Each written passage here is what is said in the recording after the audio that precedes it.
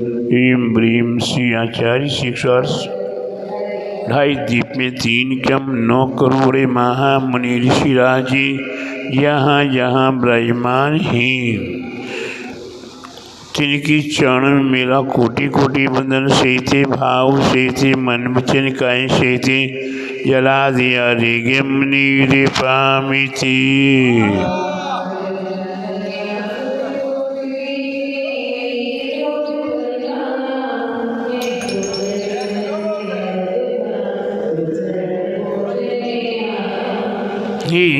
बड़ी ऐसी शक्ति दो ये कर्म 8 चक चूरी करो आत्म ज्योति जग जागियो। श्री शांति सगरी जी वीर सगरी जी तुम्हारी गुणति गाता हूँ सागर जी जय सागर जी।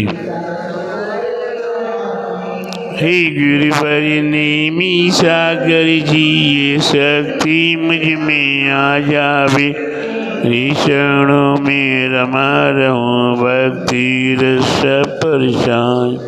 ह्रीं से आचार्य शिक्षा शांति सागर जी वीर सागर जी जम्मू सागर जी जय सागर जी आचार्य गुरुवर 108 परम तपस्वी परमति शांति शिरोमणि पंचवर्ष के जल के त्यागी स्वतंत्र सेनानी ज्ञान वृद्धि वयोवृद्धि वात्सल्य मूर्ति आचार्य श्री 108 नेमी सागर जी महाराज के चरणों में जला दे आधे मुनि पामिति। श्री तीक्षित नेमिगिरी नेमिनगर के मूल श्री 1800 आदिनाथ भगवान की द्वादशांगी जिन वाणी माता की आचार्य गुरुवर 108 परम तपस्वी परम तेसी शांति शिरोमणि पंचवर्ष के जल की त्यागी स्वतंत्र सेनानी ज्ञान वृद्धि तपो वृद्धि वयो वृद्धि वात्सल्य मूर्ति आचार्य शिक्षा 108 नेमी सागर जी महाराज की जय।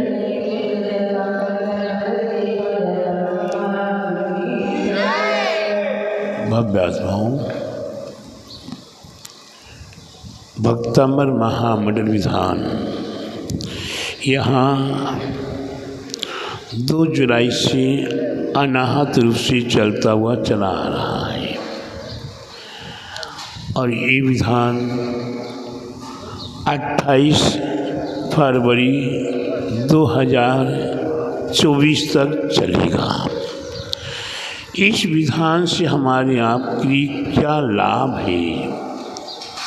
वैसे तो कहा जाता है कि भक्तामर विधान अपने आप में एक महान स्तोत्र है, उसकी महान महान महिमा आदि व्याधि रोग शोक संकट विघ्न बाधाएँ भूत प्रेत आदि दुनिया की बाधाएँ वो सारी पलायमान होती हैं और संसार के अनेकों प्रकार के सुख हमें प्राप्त हुआ करते हैं।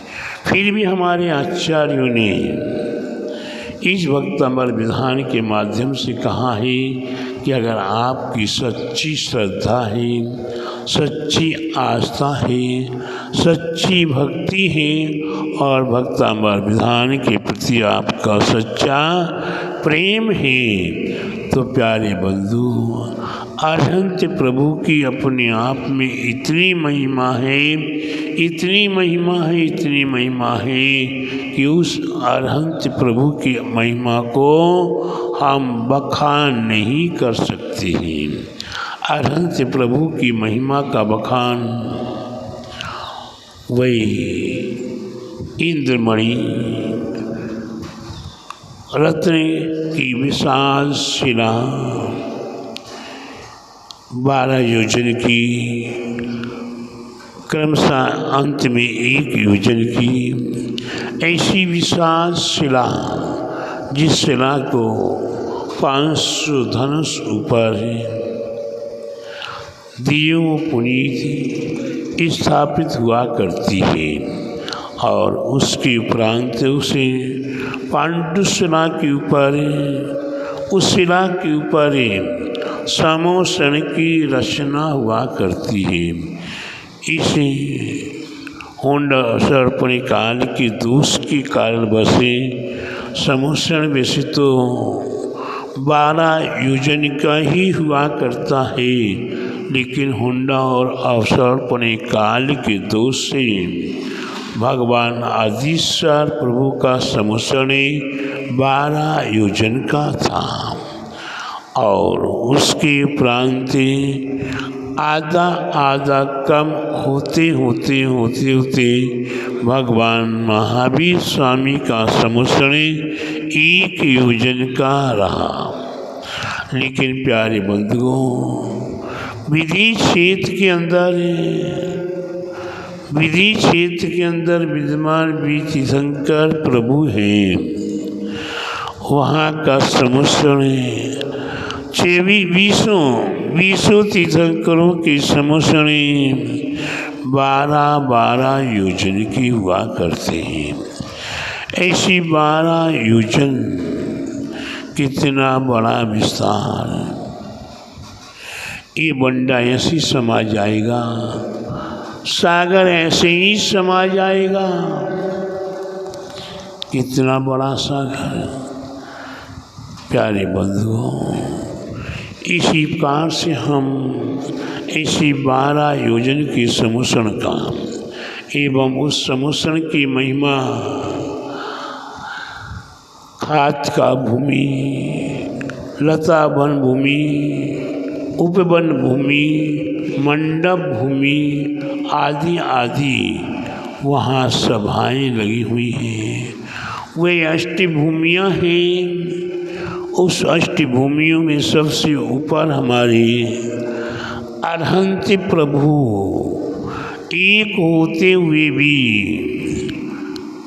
वीरेंद्र बाबू, अरहंत प्रभु कितने, एक समोसन में एक ही हुआ करते हैं, लेकिन उनकी महिमा वहीं से शुरू हो गई कि चौमुखी हो गई।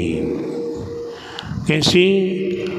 चारों दिशाओं में सभी को बराबर से दिखाई दे रहे हैं। किसी को ये नहीं कि उनको दिख रहे हैं, हमें नहीं, हमें दिख रहे उनको नहीं, अगल से नहीं, बगल से नहीं, सभी को बराबर से दिखाई दे रहा है। चतुरानने वे महान अक्षय तीर्थंकर प्रभु का। फिर इसके उपरांत 12 सभाएं लगी हुई हैं। 12 सभाओं में कितने व्यक्ति पहुंच जाएं, 1 2 3 4 नहीं, त्रियंच भी कितने पहुंच जाएं, देव देवांगनाएं कितने पहुंच जाएं। यहाँ हमारे यहाँ तो देखा जाता है, कई कई बड़े बड़े प्रोग्राम होते हैं, समाज बढ़िया से बढ़िया व्यवस्था बनाती है और व्यवस्था में पंडाल के बीच से रास्ता बना हुआ है आने का, और दोनों साइड में बड़े बड़े बोर्ड लगे हुए हैं। किसका? ये महिलाओं का, ये पुरुषों का। लेकिन यहाँ आरक्षण होते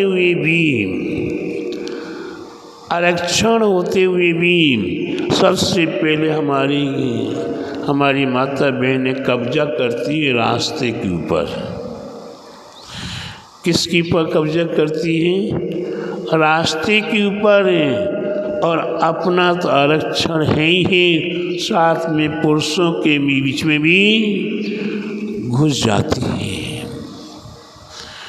कोई पुरुष भूल कर भी वीरेंद्र बाबू महिलाओं के आरक्षण में प्रवेश नहीं करता। पुरुषों के बीच में महिलाएं प्रवेश कर जाती हैं, लेकिन समोसन के अंदर है।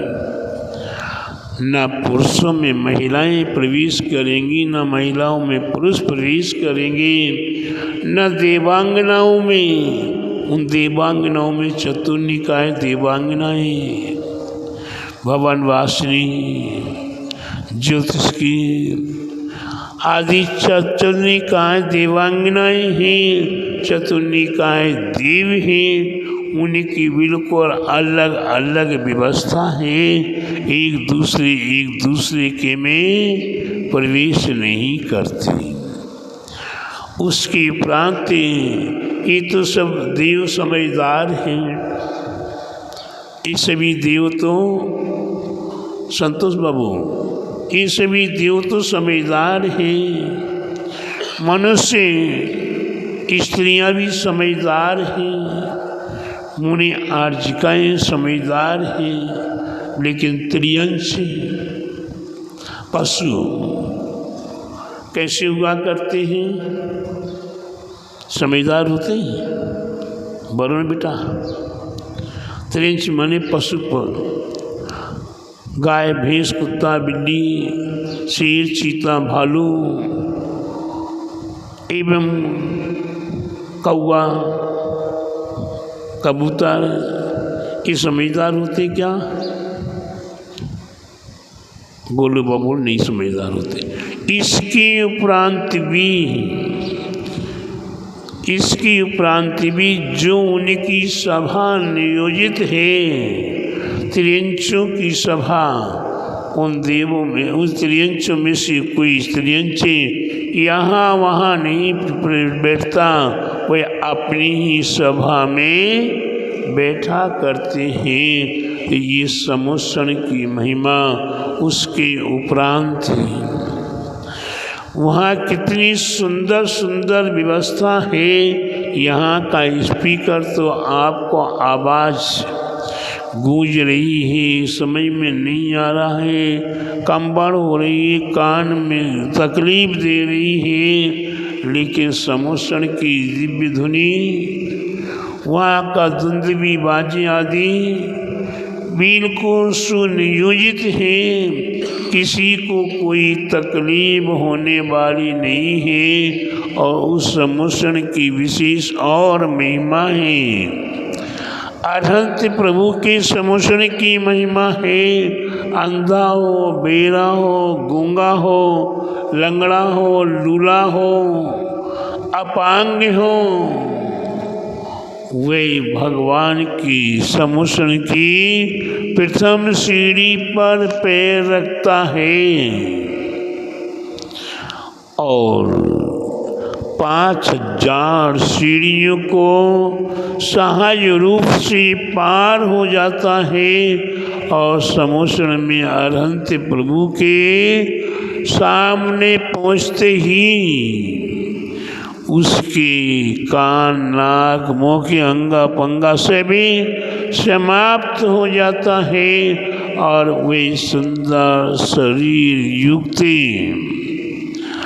सुडोल हो जाता है। तो प्यारे बंधु, ये समुसण की महिमा, अरहंत प्रभु की महिमा है।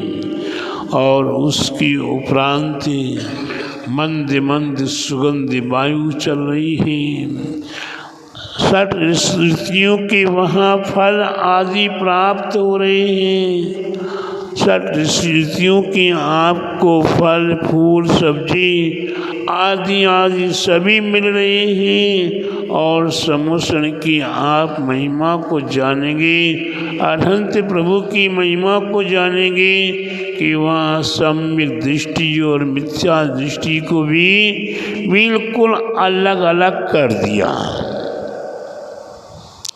किसी ने नहीं, किसी ने हाथ पकड़ के नहीं।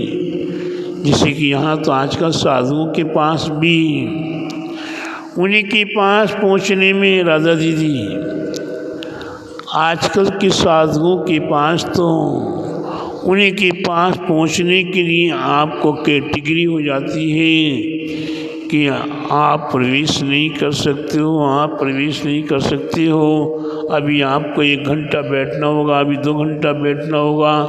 और कोई आता है तो डायरेक्ट प्रवेश हो जाता है। पहरेदार लगे हुए हैं, चौकीदार लगे हुए हैं, अनेकों चौकीदार पहरेदार लगे रहते हैं। उनको घूस दो, उनको पार करो, तब जाके साधुओं के पास पहुंच सकते हैं। लेकिन प्यारे बंधु, अरहंत प्रभु के पास पहुंचने में यहाँ के जो वर्तमान जन्म में अरहंत हैं उनके पास पहुँचने में भी टिकट नहीं है, और साक्षात तीर्थंकर प्रभु के समूषण में उनके पास कोई टिकट नहीं, कोई पास नहीं। वहाँ आप डायरेक्ट पहुँच जाते हैं और वहाँ सम्यक दृष्टि, आप अंतरंगी सम्यक दृष्टि है तो आपको अनाहत रूप से अरहंत प्रभु के पास पहुँचने में कोई देर नहीं लगेगी। और कहीं आप मिथ्या दृष्टि हैं क्या? अगर आप मिथ्या दृष्टि है या कोई भी मिथ्या दृष्टि है, उसकी कैटेगरी वही नीचे ही बढ़ जाती है। वो समूषण की प्रथम सीढ़ी पर पैर ही नहीं रखता, वो कहाँ चला जाता है? वो कहाँ चला जाता है? हाय थक गई, हाय परेशान हो गई, कहाँ चलो आराम कर लो। कहीं नाट्यशाला में चला जाता है, कहीं क्रीड़ाशालाओं में चला जाता है, कहीं भोजनशालाओं में चला जाता है। समूषण के बाहर नीचे सारी सुख सुविधाएँ प्राप्त हैं, उन सुख सुविधाओं में वे भटक जाता है, अटक जाता है और वह ऊपर नहीं पहुंच पाता है। तो ये बंटवारा अगर जानकारी आपको चाहिए है कि कौन मिथ्या दृष्टि है और कौन सम्यक दृष्टि है, इसका पता आपको समूषण के पास लग जाएगा। प्यारे बंधु, इस हमारे अरहंत प्रभु की महिमा और ऐसे अरहंत प्रभु की महिमा का बखान हमारे मानतुंग आचार्य महाराज ने, ऐसे अरहंत प्रभु की महिमा का बखान हमारे मानतुंग आचार्य महाराज ने भक्तांबर में रचित कर दिया और भक्तांबर का महिमा दिखा दिया। अरहंत प्रभु की महिमा कितनी विशाल है कि वह 48 ताले टूट गई, शरीर पर पड़ी हुई जंजीरें टूट गई, बेड़ियाँ टूट गई, हथकड़ी टूट गई, 96 पहरेदार सो गए। विचार करो, ये अरहंत प्रभु की महिमा हमारे मानतुंग आचार्य ने वर्णित की, उन्हें चिंतन किया, मनन किया और उस रचना के माध्यम से सारा जिन धर्म की प्रभावना में वे अग्रणी हुए। और उस समय पर जो मिथ्यात्व का छाया हुआ वातावरण था, सारा वातावरण अरहंत की जय जयकार में लीन हो गया। सभी अरहंत प्रभु के भक्त बन गए, मानतुंग आचार्य महाराज के भक्त बन गए। तो प्यारे बंधु, ऐसी भक्तामर की महिमा, ऐसे अरहंत प्रभु के गुणों का गुणानुवाद हमारे आपके लिए इस भक्तामर में 48 श्लोकों के माध्यम से प्राप्त है। ऐसे भक्तामर का विधान अनुष्ठान आपको करने का अवसर मिल रहा है। बस यही है कि जिनके पास कुछ समय नहीं होता है, संसारी व्यक्ति हुआ करते हैं, घर दुकान मकान पुत्र पौत्रादि जिनके पास अति काम हुआ करता है, वे थोड़ी सी सम्मिलित नहीं हो पाते। और जो कमर कस लेते, काम तो सभी के पास होता है, लेकिन जो कमर कस लेते हैं कि हमें भाग लेना है, कुछ भी हो जाए तो प्यारे बंधु भक्ति रस में वही शक्ति है, भक्ति रस में वही शक्ति है। मैं आपको किसी दिन फिर बताऊंगा कि भक्ति रस में कितनी शक्ति है। अब कल याद करा देना, मैं भूल जाता हूँ तो कल याद करा देना भक्ति रस में कितनी शक्ति है, वही बताने का मैं कल प्रयास करूँगा। आज इतना ही आपको पर्याप्त है। बोलो अहिंसा में जिन धर्म की, बोले अरहंत प्रभु की, बोले दादसांगी जीन वाणी माता की, बोले आचार्य गुरुमणि 108 नेमी सागर जी महाराज की, आचार्य गुरुमणि 108 परम तप